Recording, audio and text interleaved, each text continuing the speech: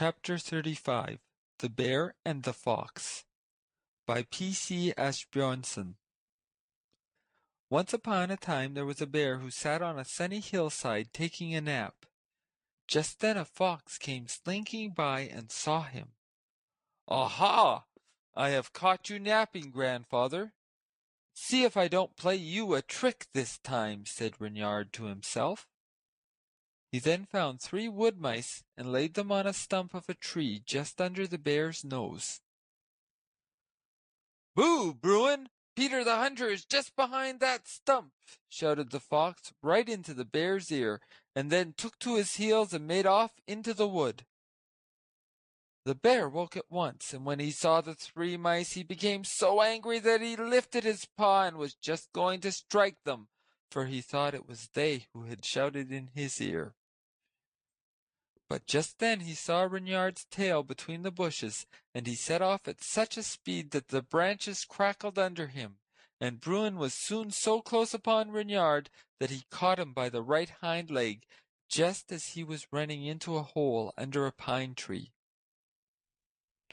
Rignard was now in a fix, but he was not to be outwitted, and he cried, "Slip pine root, grip fox foot!" And so the bear let go his hold. But the fox laughed far down in the hole and said, "I sold you that time also, grandfather." "Out of sight is not out of mind," said the bear, who was in a fine fury. The other morning, when Bruin came trudging across the moor with a fat pig, Master Rignard was lying on a stone by the moorside. "Good day, grandfather," said the fox. "What nice thing have you got there?" "Pork," said the bear. "I have got something tasty as well," said the fox. "What's that?" said the bear. "It's the biggest bee's nest I ever found," said Rignard. "Ah, indeed," said the bear, grinning, and his mouth began to water. He thought a little honey would be so nice. "Shall we change victuals?" he said. "No, I won't do that," said Rignard. But they made a wager about naming 3 kinds of trees. If the fox could say them quicker than the bear, he was to have 1 bite at the pig. But if the bear could say them quicker, he was to have 1 suck at the bee's nest. The bear thought he would be able to suck all the honey up in 1 gulp. "Well," said the fox, "that's all well and good, but if I win you must promise to tear off the bristles where I want to have a bite," he said. "Well, I suppose I must, since you are too lazy yourself," said the bear. Then they began to name the trees. "Spruce, fir, pine," growled the bear. His voice was very gruff. But these were only different names of 1 kind of tree. "Ash, aspen, oak," screeched the fox, so that the forest resounded. He had thus won the bet, and so he jumped down, took the heart out of the pig at 1 bite, and tried to run off. But the bear was angry, because he had taken the best bit of the whole pig and seized hold of him by his tail and held him fast. "Just wait a bit," said the bear, who was furious. "Never mind, grandfather. If you'll let me go, you shall have a taste of my honey," said the fox. When the bear heard this, he let go his hold, and the fox jumped up on the stone after the honey. "Over this nest," said Rignard, "I'll put a leaf, and in the leaf there is a hole, through which you can suck the honey." He then put the nest right up under the bear's nose, pulled away the leaf, jumped onto the stone, and began grinning and laughing, for there was neither honey nor honeycomb in the nest. It was a wasp's nest, as big as a man's head, full of wasps, and out they swarmed and stung the bear in his eyes and ears, and on his mouth and snout. He had so much to do with scratching them off him that he had no time to think of Rignard. Ever since, the bear has been afraid of wasps.